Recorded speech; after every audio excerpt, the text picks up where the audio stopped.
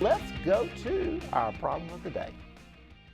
Today it says simple and straightforward. Name the x and y intercepts let's get that right. 5x minus 4y equals 10. Let me try that again. Name the x and y intercepts of 5x minus 4y equals 10. That's why we always keep that up there while I read it through for you. All right, so that way we know we've got it down straight and sure.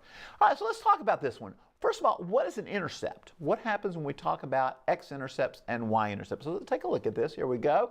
The story is where one variable is 0, then the other is going to take on some sort of a value. In other words, the x-intercept occurs when, you got it, y is 0, and the y-intercept occurs when x is 0. So we're going to look at those two options here, and we're going to make it easy for you.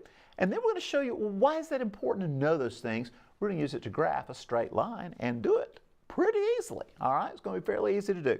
So let's take this lovely equation here. Notice there's two variables.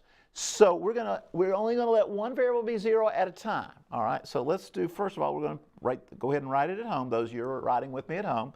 We got 5x minus 4y equaling to 10.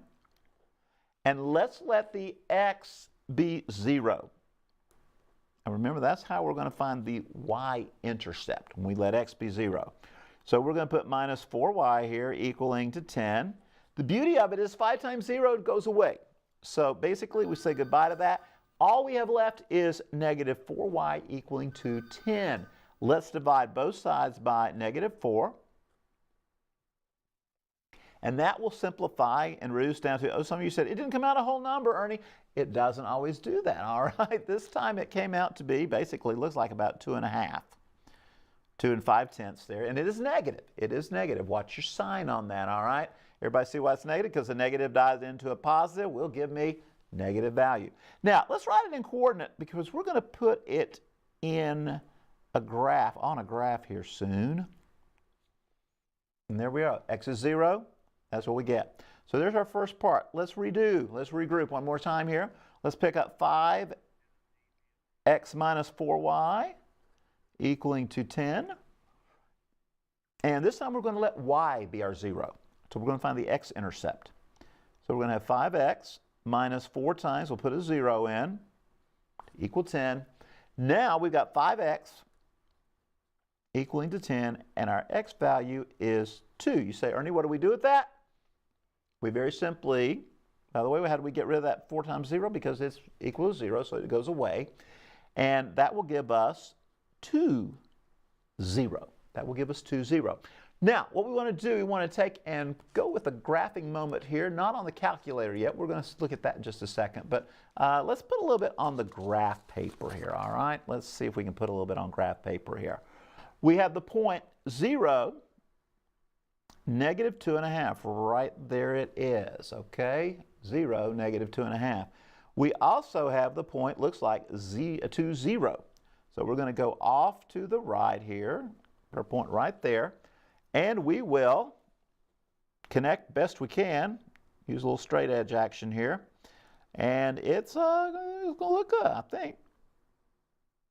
We should have a nice little stretch going right through there. It is a straight line. It goes through those points. Well, if I'd get closer, it would. And there you go, the idea. So there's the 0, negative 2.5. Up here is 2, 0. X-intercept and y-intercept. So that's a quick little look at the graph. Now, before we leave this, I always like to show that when we graph, there's more than one way to get there. So let's go back to the problem we had was 5x minus, you got it, 4y equaling to 10. So let's get the y by itself. We're going to go for slope-intercept form, so we'll probably need to drop the lower third out of there, guys. And let's subtract 5x first of all, because we're going to get y by itself. And if you remember, everybody, those cancel. We're left with negative 4y. And we've got a minus 5x, or negative 5x here, plus 10. Looking good. Now we're going to do what? We're going to divide it all by negative 4. Negative 4 through here, negative 4 through there, all the way down the line. And it looks like we have y equals 5/4 x minus 2 1/2. Now, I'd like to take it to our trusty calculator. Let's see what we get from there, all right, how it looks. So we'll go to y equals, and we're going to pick up 5 divided by 4, because that's what a fraction is, everybody. That is simply a fraction, all right? So 5/4. By the way, why to go positive? Because a negative divided by a negative will give us a positive. Let's go with an x right next to it, and then we'll subtract that 2 1/2.